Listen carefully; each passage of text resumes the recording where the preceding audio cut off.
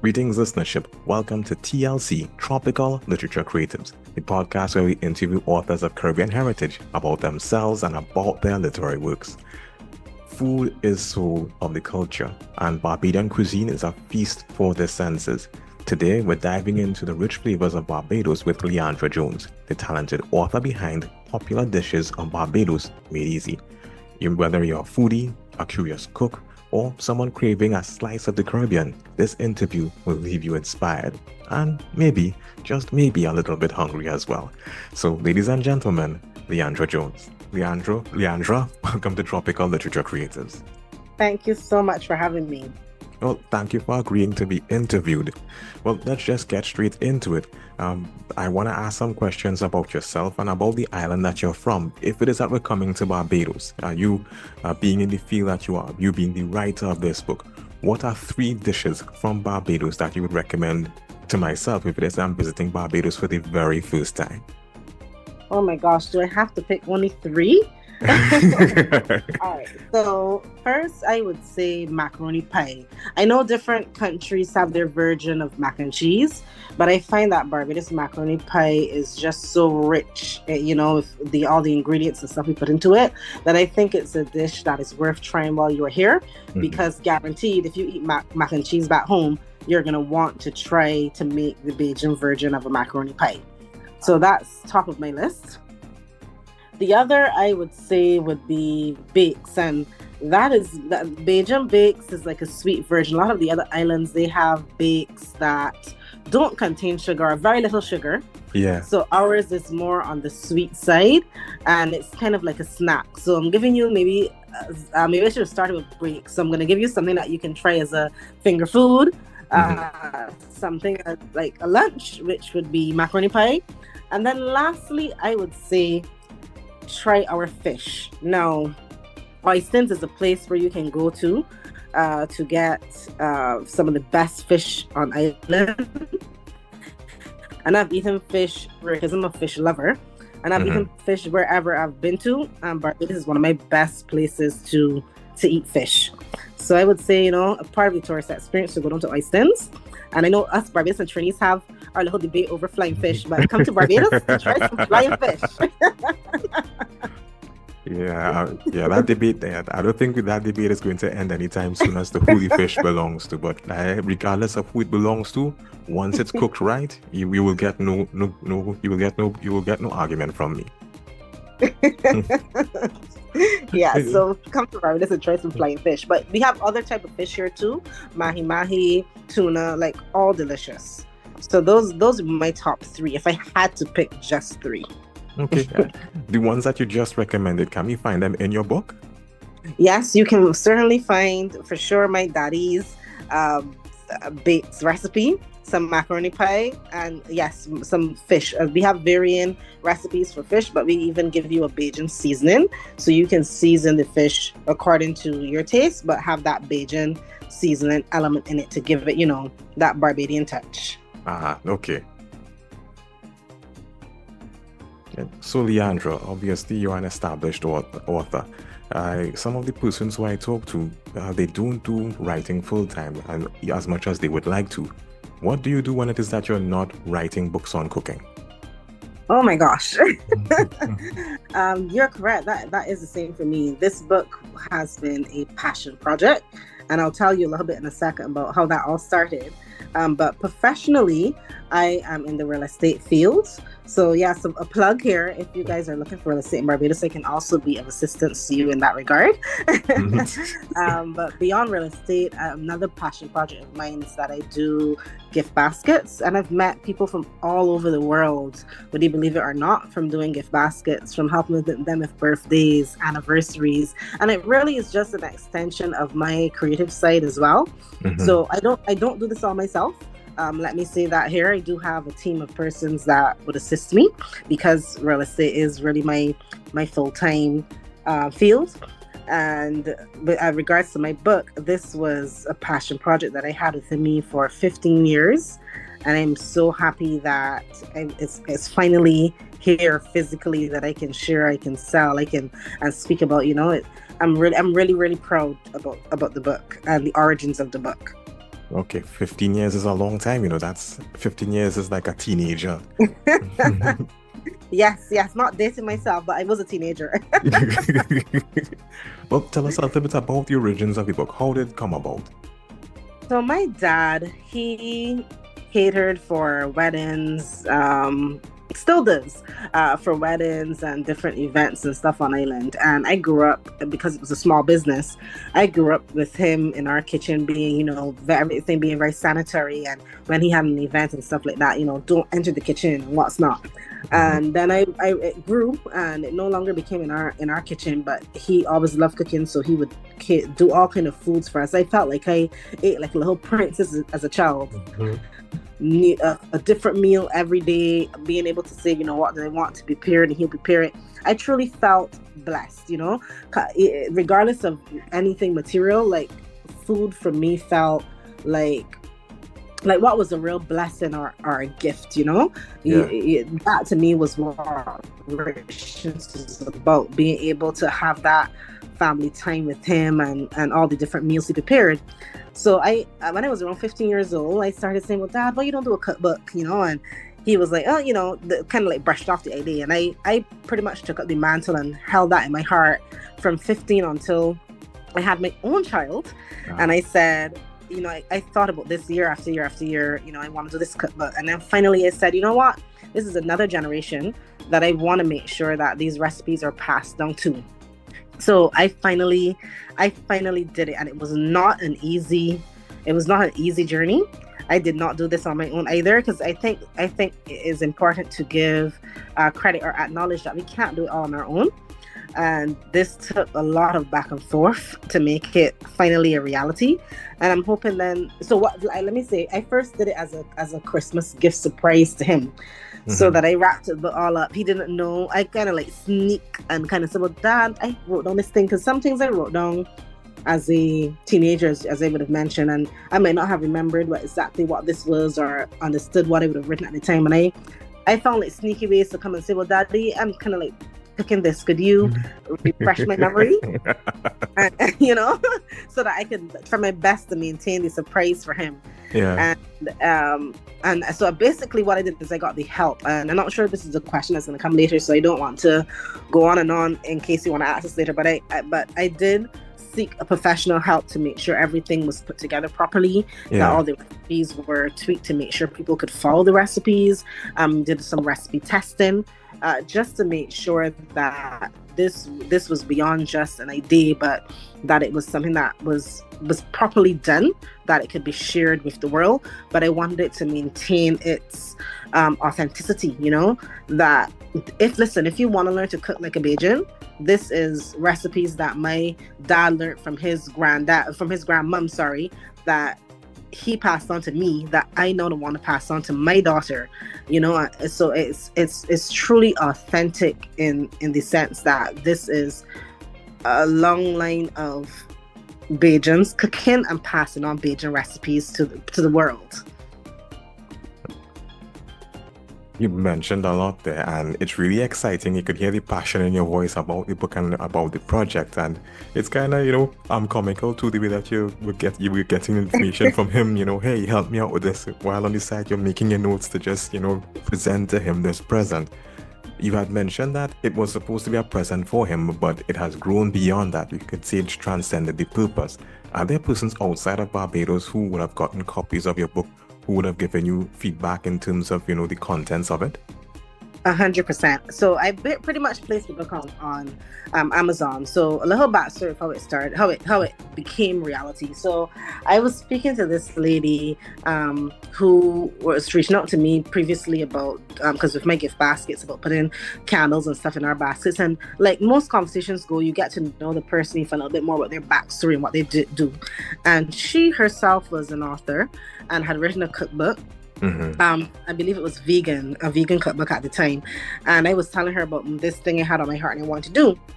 And she also wanted to launch her own publishing company, and we decided to work together on this project. So her publishing company, for anybody who wants to check it out, is Philomene Publishing. So it was the first book under her publishing house, and she would have really held my hand and guided me through the process of ensuring that these recipes were on point. So I think her background is in food science as Uh-huh. well. So I felt like if all the stars aligned, not only has she written a cookbook, but she also has a Bajan history. She wanted to do her own publishing home. It was just so many stars that aligned to it that made me feel like confident to do it, because then I felt like I was going to bring out a quality product and not just a back of the envelope something. I feel like if it has the essence of being authentic in that way, while still ensuring that is something that I feel 100% confident sharing with the world. And I also feel as well that, and I actually put this in my introduction, because it is one thing I remember. One of the biggest, hardest things about doing a recipe book, right? Especially if it's going to be something authentic or Barbadian, is that your dad or your mom, I don't know if you have this experience too, will say, man, just put in a dash of this or a pinch of that, and it was like, listen, I want to be able to make this a recipe that you can follow. And it took me years to understand the lesson my father was trying to teach me, and that was that cooking is about tasting the food. Cooking is about what your taste buds like. It's not something my taste buds might like. And making the food your own. So in my introduction, I made sure to make sure that I encourage people follow these recipes line by line, because we took the time to make sure that they're great, but also understand that I want you to have the confidence when you are following this Caribbean recipe, especially if you've never did Caribbean recipes before, to tweak to suit you, and bring that Caribbean flavor into your home and into your own traditions. You had mentioned making the recipes your own. Of the recipes in this particular cookbook, which would you say are your best? I mean, you recommended 3 before, but which 3 recipes in the book are of like most significance to you? The ones that you expressly see as your own for whatever reason, whether it's because of you put it together, or they are personal significance to you, or any other reason. Oatmeal porridge for sure. That feels like somebody hugs my stomach whenever I eat that food. And it's one of those things that's so simple. Everybody around the world can get some oats and put it together, but then putting in the cinnamon and the different Malaysian flavors into it, I feel like that is one of the recipes that I hold so close to my heart and have such good memories. It's quick to prepare, it's easy to prepare, but it's still so Caribbean. That is one of my favorite recipes in the book. What other? Oh, pizza. A pizza. You would not think pizza's Italian, right? You wouldn't think it'd be a Bajan thing. But I remember growing up and putting things like hot dog on my pizza, and that was something my uncle used to make it, my dad used to make it, I used to make it myself. So I feel it's one that's also very family friendly. So it's something fun that you can do with your kids, or some kind of like activity, but it's also something that you as an adult, if you want to prepare, you can make it and put your own twist on it. So I think that would be number 2. You told me 3? 3. My third one. This is so hard to pick just 3. I would say 1, 2, 3. Now, 1, 2, 3 traditionally is potato, macaroni, and corned beef. But you can do that, or you can do one that has in lamb, chicken, potato, and macaroni, and with some browning and mixing it up. Yeah. So it's 1, 2, 3, 4. I know. So that's that's based on it. Like, these are the ones I think people should try, because it is like a real Caribbean melting pot dish. So yeah, I feel like I got like 25 others in the back of my head, but yes, those would be the 3 I would pick. No, I'm glad that you were able to get feedback like that. In terms of putting the book together, you had mentioned previously that you had gotten assistance to do so. But before I get into that part, your book, is it self-published, or did you go through no, I think you had mentioned this already, that in terms of publishing, you had gotten the assistance of Philomena Publishing House, I believe it was, to get the book done. Why did you choose to go through the option of that as opposed to exploring the option of self-publishing, or did you come across self-publishing on the whole to get this book done? Well, it's still a form of self-publishing. Is so she and I don't want to speak too much for her business, but I hope that I'm well representing it. But it is a case where it's still some form of self-publishing, but she would assist self-publishing authors. So it's kind of like a good medium, I would say, where you're still very involved in the process, and you still have kind of like autonomy in terms of what the final product of the book would look like, but you still have that assistance of some person who has done it before and able to guide your hands throughout the process, right? So it isn't like where you have those very large established brands which might have more control in terms of how it looks and this and that kind of stuff involved, or where they're giving you like and I'm not very familiar with when you go the professional route of publishing, what kind of like book deals or what's not you would get. So it's still very much self-publishing, I would say. Yeah. With professional help nonetheless. And I found that was a good medium for me. Forgive me if I said this before, but because I wanted it to be authentic and it be like recipes that were truly Bajan, but I also still wanted to be something that I knew was of quality. I didn't want to just put anything up there. I felt that was a good bridge, and a bridge that I stumbled across, and sometimes things just line up, but it's a matter of making that step and taking advantage of things that come your way. And I just was like, I'm pulling the trigger, I'm doing it, and it turned out great. I'm really, really happy. And it's not, and the thing is, I don't plan for this to be the only book that I write. I do, and I'm different for my next book, maybe in our interview I'll tell you more about what that journey was like. But I do want to also do something for kids. That's another book that I want to do, especially having my daughter and looking at it through a child's lens of cooking in the kitchen. I want to do that as well. So I do have like a couple other ideas that I have that I want to explore. As well. But this was, I think, to me a great start in my journey for a cookbook, going the route that I took. Okay. In terms of this being the first book that you would have put together, do you have any takeaways that you would, or any words of advice that you would give to somebody else who might be attempting the same project? Like, for example, make sure and have all your notes together, make sure and have an editor. What advice would you give? A little cliche, but I think is one of the most one of the best advice I've ever gotten is just do it. I think oftentimes we sit on stuff and we say, I'll get to it sometime, or I need to do this and I need to do that, and then we never get to it. It doesn't have to be perfect to start. Sometimes the right people just come into your life, or because you are keep going at it, you then find those people that you didn't think you would find, and it works out. And even if then it doesn't, you are that much closer to making it a reality. So I would say nothing beats just getting out there and taking the plunge. I would also say yes, 100%. You need to get an editor. When you write something yourself, you are not going to see so many typos that you would not have noticed had an editor or a third eye looked at it. Right? That's like so important to making sure that it is good. And even if it isn't perfect, you will get better. But having people around you, like, I think sometimes we all want to sometimes keep things close to our chest, and we want to be able to take pride and say, well, I did everything myself. I've had to learn to let that go and realize even the largest of companies, they're large because they're made up of other people that help make it work or keep the wheels turning.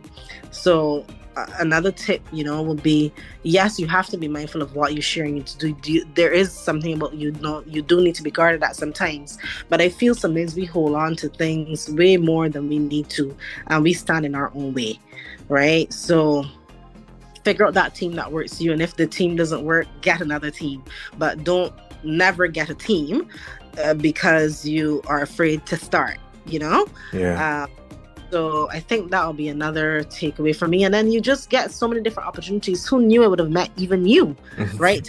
Doing the podcast, right? So you never know what it started out being. It could be something completely different, and that's okay. It might be it might be its own magic.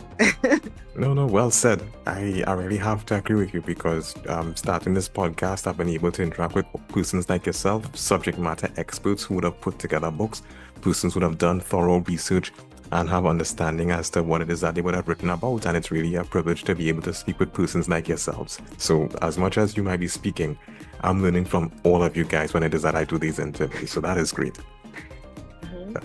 In terms of your writing process, I know that the book took 15 years to come together, but is it a matter of you just making notes as you went along, you just having ideas in your head, you like going by the seashore and just writing recipes down for like about 10 minutes for the day? Were you watching like Food Network? Were you just, well, you also had mentioned that you were asking your dad, surreptitiously, for advice on putting things together as well. But I asked all these, but what I'm getting to is, what was your process? What did you do on a regular basis to put this thing together, to put this book together? Well, what I try to do in the book is that I try to add little notes and memories of what it was like growing up, or what are things people can do as an alternative. So I found that a lot of my process was more focused on putting myself in the shoes of the person who is going to be reading it, be it another local, be it somebody overseas, because I want to cater to both those elements. Because if you're going to make a Bajan cookbook, there are a lot of young people that don't know our Bajan recipes either, or might want to learn something and might pick up a book, right? Because there are many some recipes that I don't even know myself, right? So I wanted to put my process was trying to put myself in the shoes of if I was reading a Bajan cookbook for the first time, regardless of being a local or international, what are some things that will make it stand out and different? And for me, I put little tidbits in it, like to say, for example, I started the book actually looking at things that you would want to understand how to do. Like, okay, basically, have you washed rice before? How do you make a Bajan seasoning? How do you crack dry coconut? Even though you can buy that in a store, if you want to get a little bit more involved. How do you make Bajan syrup? But then outside of that, how do you clean chicken? Because the Caribbean is not salty chicken, right? Yeah, we do it differently down here. We do it differently down here. But then I put little tidbits like, let me just see if I can find an easy one here to tell you. Oh, like if you want to thicken because oats, for example, is one of my favorite meals. Some people like their oats thin, some people like them thick. So I wanted to be able to give people tidbits about what can you substitute milk with if you're lactose intolerant. Yes. Or I want to think about if you wanted your thing to be your oats to be a bit thicker, what do you do?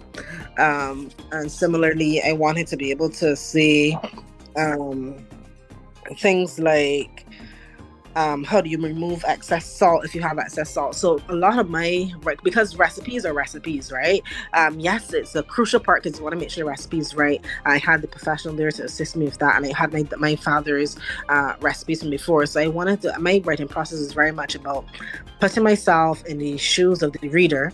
What were tips that I can give them apart from just the recipe?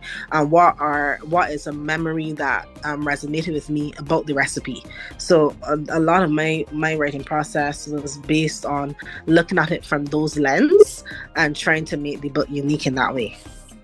And I like your approach, how it is that you're considerate to the persons who might not be, let's just say, for example, you had mentioned the persons who might like oats but maybe lactose intolerant. That's very considerate in terms of your writing. So the persons, I think, would appreciate the pains that you would have gone to appeal or to cater for them eating, for them buying your book so they can partake of the meals in the way that you describe or direct them to. In terms of, you've written this book and you have already identified a couple of things that you want to do in the future. You identified that you want to do a book in the future for children. Do you have any projects coming out of this book that you want to explore? Oh, 100%. Out of this book, I have another thing that's burning in my heart now that I need to figure out how to make a reality. And I've even started my website coming soon, which will be leandrajones.com, that I'm going to speak more about it on. But I want to do some form of club where persons can come here if they're visiting the island, that I can like a mini cooking course with them, or even if it's not just Bajan foods, but just coming and have a meal together in small groups at my home. Yeah. And I'm trying to figure out, all the logistics behind making that possible. And by the time the website is launched, we're going to have that all buttoned up. But that is definitely a project I want to have coming out of this, because food is where you can make such good memories, meet new people, have a laugh, enjoy something new, engage all of your taste buds, your senses. Mm-hmm. And I want to be able to, beyond just having the book, that you can come and experience that with me. I could bring in other professionals and other persons as well. It doesn't again, I believe there's more than enough in the world for all of us. So I'm open to collaborating with persons who might be interested in making something like that, like this, is a reality. Be it Mm-hmm. a fellow a chef, or some person who might want to speak on a particular topic at the event. Whatever form it takes, I'm open to making it a reality, because I think beyond the cookbook, have the cookbook, go home and cook with the recipes, but how can we connect? How can we share in great food together? That's where now I'm at in terms of my next step, hopefully, for the cookbook. No, and I like that. I know usually, persons have like a book club. Here it is you talking about a cook club. And one of the things that I notice is really popular these days is, in Trinidad, we have something called like sip and paint, where persons, they have an activity where they do some painting and, they sip wine and they socialize as well. And I think it's interesting because, you always find adults who want to learn to cook and who also want to socialize. And it would be really great to come together and, like you said, partake of the cuisine, partake of the environment and everything, and be able to socialize as well. That sounds really, really cool. Mm-hmm. Yeah. As you had mentioned, this cooking club. A couple of things came to mind. I remember in part of this book coming together, you had mentioned your father and his presence in terms of cooking, etc. And that's really interesting because, traditionally, some persons just view, being the person being in the kitchen, not kitchen, as the mother, as the woman, and here it is, your dad has a presence there. Do you think that affected, in addition to the book coming together, do you think that affected you personally or your family as well, having his presence there, that you could draw from in terms of guidance, etc.? I would say that my father being in the kitchen had a really big impact on me, both perhaps even subconsciously. I think we all, didn't have the benefit of having a two-parent household and things of that nature. But I'm really blessed to have had that, and I understand how much of a blessing that is. And him being in the kitchen really showed me, you don't have to necessarily have the stereotypes that women need to be in the kitchen. A man can cook just as good, perhaps sometimes even better. We all have our own favorite dishes, right? And as much as I love being in the kitchen as well as the female, I also enjoy being in the kitchen with my own husband. So I think that there is value to, letting go of those stereotypes and just seeing where your passions are. There are many, many famous male chefs, and you can have your own passion projects. Perhaps my father even influenced me in terms of having my own gifting business as well. Who knows? As I said, a lot of some of this stuff might even be subconscious, but I feel so appreciative to him for his time in the kitchen and the moments and the memories we've created together being in the kitchen. I'm really happy to be able to pass this on to my children, and I'm happy to be able to share it with the rest of the world now. In terms of a book, if it is that we wanted to get a copy, how can we do so? Sure. So it's available on Amazon. So if you type in my name, Leandra Jones, that's Leandra Jones, Jones, it should come up on Amazon. But I also have a website link so if you go to agiftforYouBarbados.com, I have a website page dedicated to my cookbook where you would be able to go and click on the Amazon link directly. But you can also feel free to give me a call. Area code 246. My number is 230-5665. Or you can send me an email at my website email, which is info at agiftforYouBarbados.com. So I hope that I reach out and hear some of you guys soon. Okay, and I think that we would. Leandra, thank you for sharing your journey and the rich flavors of your homeland with us, Barbados, which is pretty much my neighbor. To our listeners, it's time to tie on that apron, turn up the heat, and take your taste buds on a journey to Barbados. Happy cooking, and welcome again, Leandra. Thank you so much for having me. It was our pleasure. What Leandra created with popular dishes of Barbados made easy is a gift to Bajans who want to preserve their culinary heritage, to the diaspora craving tastes of home, and to the curious cooks worldwide who are ready to expand their palates beyond the familiar. She learned at her father's side. She absorbed not just techniques, but the soul of Bajan cooking. For listeners ready to bring the taste of Barbados into their kitchens, grab your copy at the link in the show notes. Whether you're a teen making your first tamarind balls, an adult reconnecting with childhood flavors, or someone who's never tasted Caribbean food, Leandra's recipes are your passport. Thank you for preserving tradition, building bridges through food, and reminding us that the best recipes come not from fancy culinary schools, but from fathers who cook with love and daughters who pay attention. Now listeners, tie on that apron, turn up the heat, and let's cook.